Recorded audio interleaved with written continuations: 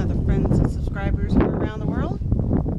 We are back again, and today we're working on our garden. You can see here I've got some weeds that I got weeded out of here. This isn't going to be so much of a vegetable garden here in this area. We could do some herbs, I think, over in one end. We've got here, I don't know if you can see on the camera there, our hops are just like going crazy. I've trimmed off. They're all the way out. Yeah, I'm cutting the ones off that are out towards the edge of the bed and trying to keep them up close to the cabin. I already did, too late. There's one right there. Too late. And I already have some sage that's growing up over here. There's a small plant that's coming back from last year. But I was out here weeding, and a lot of people have asked us if we ever mushroom hunt on our own property, and yes, absolutely we do. Most of the time the morels that we find here are single wall, really kind of the flimsy ones that have the dark cap with the tan stalks that are kind of tall. And they're not as good tasting as... No, they're not. We usually the don't texture isn't as... They're 100% edible, and yeah, they taste good, but they're just not quite the same as the natural ones we find. So I'm weeding, and look what I found. Aha! And it's not in real good shape. It was squished up underneath one of our decorative logs, and I was trying to remove some debris and weeds and stuff, and I don't know if you can really see if it's focusing, but that is a double wall. That's a good one. Yeah. That's a real good one. She almost started screaming like we just won a football game. Well, it scared me. It was right here, dude. It scared me because as my hand moved the debris and I saw what I had just knocked and it started to roll, it, you know, kind of scared me. I had just knocked over morel. So. Okay, so why don't you show the rest of the garden? Yeah. Okay. This one here, this bed here is really overgrown right now, and the reason why is because we planted some trees in here and we wanted the overgrowth to protect the trees to get them going. And I don't know if you can see down in here, this is just a fir tree, and it got nibbled on by the goats. So it's kind of in a sad way. I've got some herb over here. This one here is my savory, and I love savory. So that's a nice big plant there. And I think that because we let this grow for 2 years now, just left it alone. And we got some strawberries down in here. I think I'm going to thin it out here in the center and maybe plant another herb in here. I think we tried to plant. I think we planted sage or something, but it just didn't. And this basil. We planted basil. Sapling tree right here. It's a wild plum, and we weren't quite sure if we were going to leave that. So we're leaving it for now. So we're leaving it for now. Yeah. And then this bed here is our culture bed. A little experiment. I'm 90% sure I'm going to be putting some tomatoes here, and then we're going to do some surrounding beds around it also, so not just that one.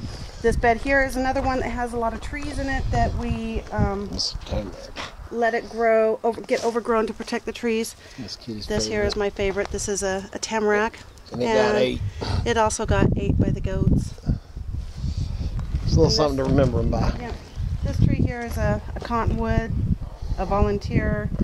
Again, we don't know if we're going to keep it or not. It'll probably go. It's more to protect. This one here is a wild plum, cottonwood, and you can see down here some strawberries coming up. Got a fir tree down in here, another cottonwood, but down below this cottonwood is a cedar. More strawberries. Strawberries down in there. These are domestic, whatever you call them. And then we actually have wild strawberries over there too. Yep. So we got a little, I don't know if you can see. You I'm can't going really to see, put but my there's feet a way little down cedar. in there. Little cedar. All the way down in here is a cedar. Those came from Washington off Kevin and Mackenzie's of friends, and this one was actually that same size or a little bit bigger than that. So it's doing really good. There's also another cedar right there in the corner to the right, and that one was, all of them were really small. They're all doing very well. And a rhubarb. Yeah, the birds must like that one. Going. You got something you're protecting here too. And we've just put up, he just put up the perimeter fence, so now we can take down these temporaries here. But this one here is a maple tree, and we've got a potted. I just pulled the dead one on there, and that potted one, I don't know if it's gonna. This is all gonna come out. This is gonna be beds. It's gonna be another bed. Yeah. I'm gonna got the fence fencing up, and then I bordered like I was saying I was gonna do. Bringing in the dirt. And I brought some chips in, put chips down, and then like I said in the yesterday's video, so far, and I'm getting ready to head out there now, I've hauled in 24 5-gallon buckets so far this year. Of soil. And as soon as I click this camera off, I'll be headed out tomorrow. I figure I'm gonna end up hauling about 100 because we're doing beds all over this. So probably 100 bucketfuls. Down in here is a cherry tree, and we kept it protected after it got eaten by the goats, just to see if it would come back.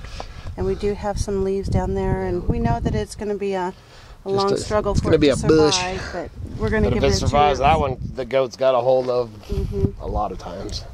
Several times, yeah. Yep. So there we are. That's what we're doing for today. Yep, and then we got Oh, do you want to look at that bed over there? Oh, do you? Okay, I'll follow you anywhere, Miss Kitty. You and your little Dora the Explorer hat. It's so cute.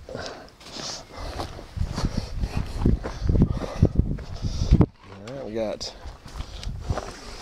Down in here we've got... What's right there? Oh, this here is a burdock. Yeah. We've got lots of wild burdock here on the property. This is our, of course, cedar tree. This is the cedar, and this thing was just 6 or 8 inches. See the little white blossoms down in here? That's wild strawberries. Oh, and they're little, but man, they are so tasty. Very tasty. And a ponderosa pine. And then you got some more. Where's that rock? That needs to be watered. That's the moss rock back in there. You're stepping on burdock and strawberry. Well, we used to have a burdock here. There. Okay, then you gonna step on these strawberries out here? Well, they're outside the fence. I know. I didn't plant them there. They just came, man. Yeah, got a lot of natural fern and wildflowers.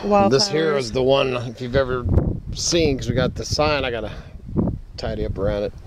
But those white wildflowers, man, and they stay in bloom all year. And we like to keep some wild spaces up here in our this is area. Little... I don't know if you noticed this, but this is lemongrass that we planted, and it didn't come back the first year. Oh, you think that's what that is? I know that's what that is. Okay. Yeah, another ponderosa tree. Yep, this is my ponderosa. This one's the Selene tree. This actually was one of those that come in a plastic bag the kids get at school, for Earth Day. And little Selene little girl gave it to me, and so we called it the Selene tree. And then you got some ivy back there that actually... English ivy? Yep, that I thought had died. I was trying to get it to grow up. We'll play with it some more. Yeah, so that's our story. We're sticking to it. We got a long ways to go, but so I'm gonna go out there and haul some more. She needs 4 buckets of dirt up in the bed up front. And like I said, I'll probably end up getting another 75 or 80 5-gallon buckets of dirt. Not that doesn't even count how many I'd hauled in here. Probably before that, because all this to build this soil up and chips, and I gotta weld that thing on my chipper. And we just love it. We enjoy being out here doing it. So, good Lord willing, and the creeks don't rise, I'll take you up, because here in a little bit we're gonna run some packages, and we gotta run. And then we gotta drive by a road that just heads up the mountain, so we better take it. So we'll be back again tomorrow.